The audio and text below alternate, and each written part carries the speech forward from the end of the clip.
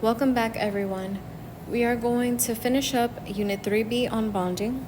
We're going to complete practice problems that touch upon the following topics. Let's get started. In this problem, they give us a table to analyze and figure out what is solid A and what is solid B made up of. So in terms of what types of bonds are in it. So they give us the melting point of each, they give us the solubility in water, and they give us the electrical conductivity in aqueous solution. So for solid A, it has a high melting point, it has a high solubility, so 35.7, it's saying that there are 35.7 grams of solid A dissolved in 100 grams of water. So that's how you read this. So solid A has dissolved a decent amount, and it's a good conductor in aqueous solution. So solid A is describing ionic properties. So solid A has ionic bonds. Now, the one that really indicates that it's ionic bonds is this one right here, that it's a good conductor in aqueous solution. Let's move on to solid B. Solid B has a low melting point. 3.2 grams has dissolved in 100 grams of water. So that's very low solubility. And it's not a conductor in aqueous solution. So solid B is describing properties of a molecular compound. So this is covalent bonds. So the answer for this one would be D. Now, number 2, bond polarity. This one, you need to take out your reference table and look at the electronegativities of each of these elements. So for this, you got to go to table S and look for the electronegativities of each, and you're going to get the difference in electronegativities. So let's get started. The first one is asking us, which one is the most polar? Okay. Which bond is the most polar? We're looking for the one that has the highest or greatest electronegativity difference. So how does that look like? For example, carbon, okay, after you get the electronegativity for each one of these on table S, you get the difference. So carbon has a 2.6 electronegativity, while oxygen has 3.4. So its electronegativity is 0.8. Fluorine, with another fluorine, I'm just going to skip that because if it's the same atom that we're talking about, there's not going to be any difference. So that's going to be 0. Anything bonded to itself is nonpolar. Let's move on to C. Once again, hydrogen is 2.2. From table S, we're getting these numbers, 2.2. Oxygen is 3.4. We get the difference, that's 1.2. Now D, N is 3 and H is 2.2. You get the difference, it's 0.8. So which one is the most polar bond? We're going to take the one that has the greatest electronegativity difference. In this case, that would be C. Now, this one is asking us for the least polar bond. So we're going to look for the one that has the least electronegativity difference. So once again, you're going to take the electronegativities from table S and you're going to get the difference. So this would be 2.2.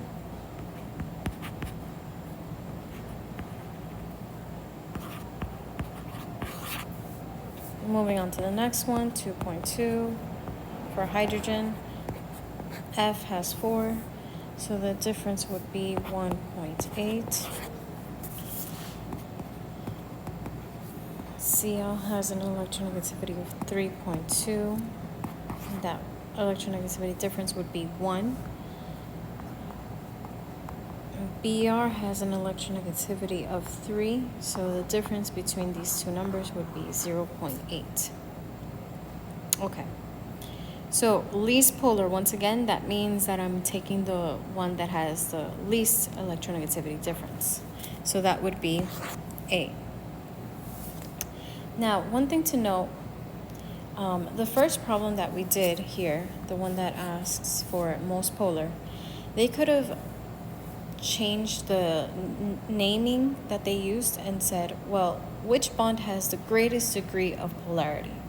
And that would have been the same as asking you which one is the most polar. So it's two different ways to ask the same question, but it's referring to the same thing. You're going to look for the one that has the greatest electronegativity difference. So here what we just used is called BEND. Bond electronegativity difference. All right, moving on to molecular polarity. Which formula represents a nonpolar molecule containing polar covalent bonds? So we're going to start off with this first piece of information that they're giving us. Nonpolar molecule. Nonpolar molecule means that I'm looking for something that is symmetrical. Now, how are we going to remember that? We use this acronym. So the S stands for symmetrical, nonpolar. Asymmetrical, polar. So if they're asking us for a nonpolar molecule, I'm looking for a molecule that is symmetrical. That's why I drew a line between N and A. So if it's symmetrical, the molecule is nonpolar. If it's asymmetrical, the molecule is polar. So nonpolar molecule, let's take a look at these over here. If I draw a horizontal line, that's not symmetrical. I'm missing two hydrogens over here. So there's no hydrogens over here. So I know right then and there that's not symmetrical, so I'm going to cross that one out.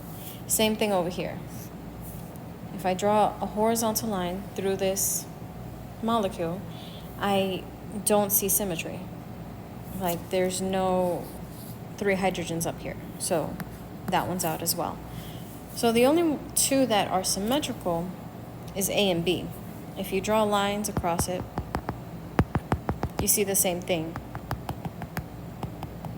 on both sides. Now they give us the second piece of information. So I'm going to erase this. The second piece is polar covalent bonds. So once again, we cross these out. Polar covalent bonds, that means that I have a polar bond.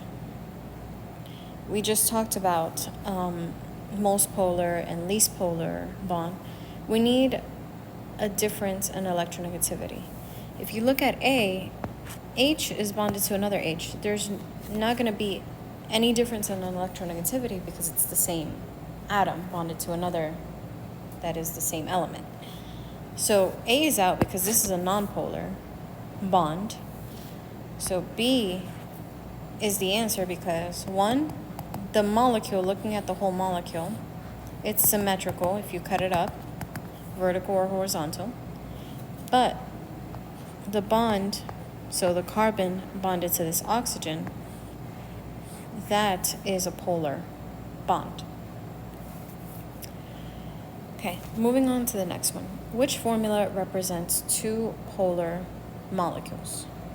Okay, going back to the previous question, we just talked about carbon dioxide, so CO2. And we know how it looks like. It looks like this B right here, answer choice B. And we just discussed how it was a nonpolar molecule because it's symmetrical. Any way you cut it, so vertical, horizontal, etc. So they're asking for two polar molecules.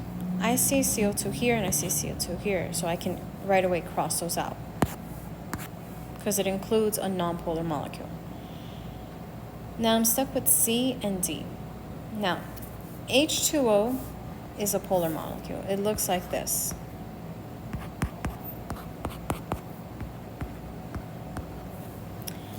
And we have Cl, so HCl, and we have CH4. Now, which one of these is the polar molecule? Well, if we draw it out, HCl looks like this, and C is going to be bonded to 4 hydrogens that is going to be surrounding it. So it's going to look like a T. Now, if we start drawing lines through them, through each one of these, so I'm going to do that, we see that one of them is symmetrical all around while the other isn't. CH4 is symmetrical. So using SNAP once again,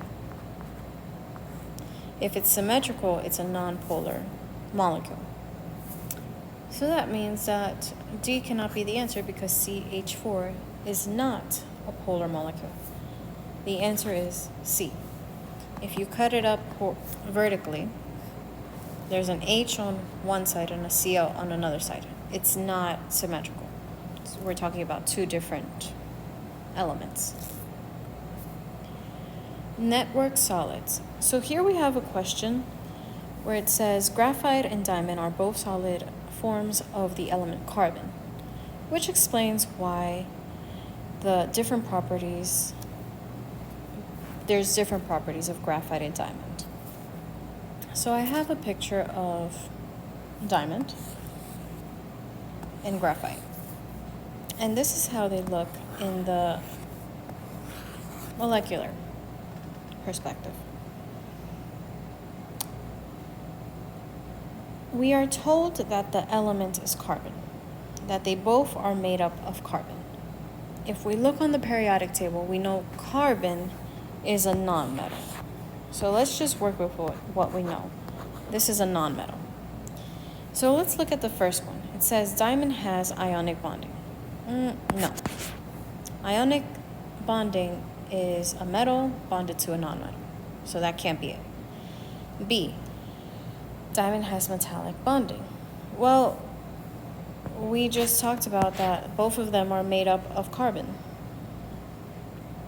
And carbon is a nonmetal, so it cannot be metallic bonding if there's not a metal present. And we have C and D left. So here we have C, diamond has a crystal structure from graphite. And then D says diamond has carbon atoms with more valence electrons than graphite. D can't be correct because they're both made up of the same element, which is carbon. And carbon has the same number of valence electrons. That doesn't change. So D does not make sense. If they're both made up of the same element, how can the valence electrons change? C is the answer. Diamond has different crystal structure from graphite. Now, if you take a look at the picture on the side, diamond structure looks like this, while graphite structure looks like this. So their structures are different. But the way that I wanted to answer this question is process of elimination. We know diamond cannot have ionic bonds if it's made up of carbon. It can't have metallic bonds because it's made up, once again, of carbon. That is a nonmetal. And then D, it says that the carbon atoms in diamond are going to have different number of valence electrons than the carbon atoms in graphite. This does not make sense. They're both made up of carbon. They're both made up of the same element. Why would the valence electrons change? So this one does not make sense either. So C is our answer. Which substance is correctly paired with its type of bonding? Let's look at the first one. Na and Br. This is a metal, while this is a nonmetal. So this is an ionic compound. So A is out. B, HCl. Okay, well, this is a covalent bond because they're both nonmetals. Is it nonpolar? Well, I see hydrogen bonded to Cl, and they're both not the same atoms. They're both different atoms. So there's going to be a difference in electronegativity. So this is actually a polar covalent bond. So this would be incorrect as well. It's a polar covalent bond. C, NH3 is a polar covalent bond. Well, we have nitrogen bonded to 3 hydrogens. Nitrogen is a nonmetal, hydrogen is a nonmetal, so yes, they are covalent. Are they polar? Yes, they have a difference in electronegativity, so this is a polar covalent. This has polar covalent bonds. And now let's look at the last one.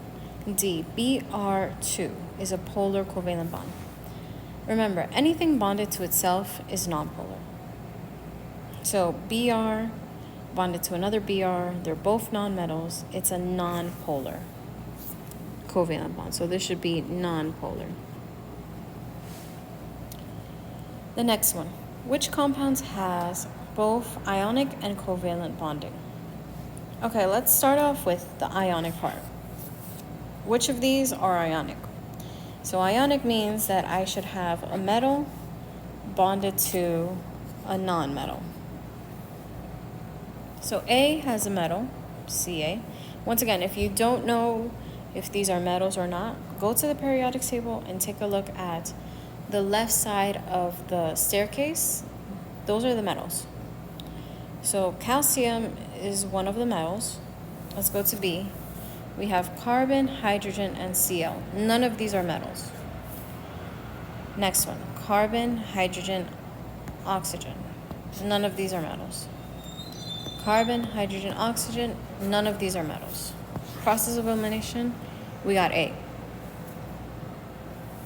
And now, the second part says covalent bonding.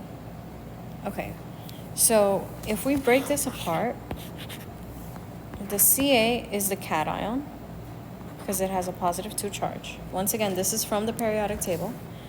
And then CO3 is a polyatomic ion. We could get this from table E, and it's acting as the anion. So, cation, anion. That makes up the covalent bond. So we got a positive and a negative charge. Where is the covalent bonding coming from? That is inside the CO3. So carbon being bonded to an oxygen, that's where the covalent bonding is happening. So carbon, a nonmetal, bonded to oxygen, that's a nonmetal. That's where the covalent bonding is happening. So A is our answer. The next one gives us a picture and it says which type of bonding is present here. And they even explain it. They say when valence electrons move within the sample. So I'm seeing free-flowing electrons. And this is describing metallic bonding. In metallic bonding, we have a sea of mobile electrons floating around. And that is A. Which compound has hydrogen bonding between its molecules? Okay, so between its molecules, hydrogen bonding. So in order for hydrogen bonding to be, an H from one molecule has to be attracted to an N or O or F from another molecule. And that N, O, or F needs to be attached to a hydrogen. So let's look at which one has nitrogen, oxygen, or fluorine for that to happen. So if we look at the first one, CH4, none of these are the ones that we're looking for. We're looking for nitrogen, oxygen, or fluorine. If we look at the next one, CaH2, no, doesn't fit what we're looking for. Same thing for the next one, and so D is our answer. Now NH3 looks like this.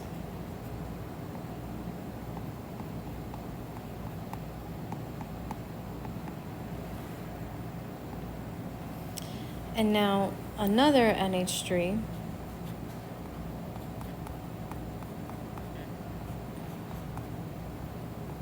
will experience hydrogen bonding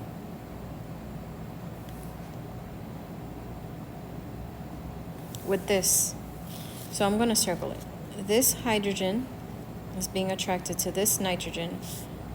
And take note how they're from two separate molecules. So they're the same molecule, but two of the same molecule.